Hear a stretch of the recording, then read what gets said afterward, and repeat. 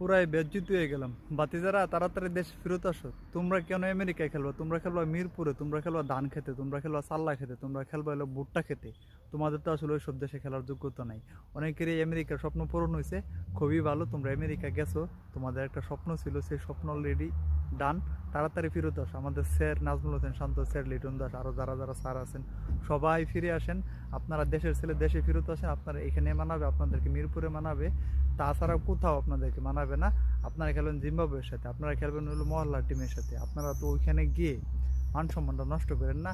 আমরা বেজ্জুতি হয়ে দিতেছি ক্রিকেট খেলা দেখতে দেখতে দেখতে দেখতে, মানে একটা বেহায়ের পর্যায়ে তো চলে গেছি ভাই। তাড়াতাড়ি ফেরত আয়, আর ডাঙ্কি মেরে ফেরত আয়। বিমান ভাড়া ভিআইপি বিমানে দিয়া যায়, আহা তগরে দিয়ে আর হইব না। তোরা তাড়াতাড়ি যে কোনো মূল্যে তোরা বাংলাদেশে আয়। বিসিবির কাছে শেষ রিকোয়েস্ট, সবারই রিকোয়েস্ট, যে তোরা খেলা দেখার আর কারো কোনো ইচ্ছা নাই, আগ্রহ নাই। যদিও বাংলাদেশে কি বলবো এখন,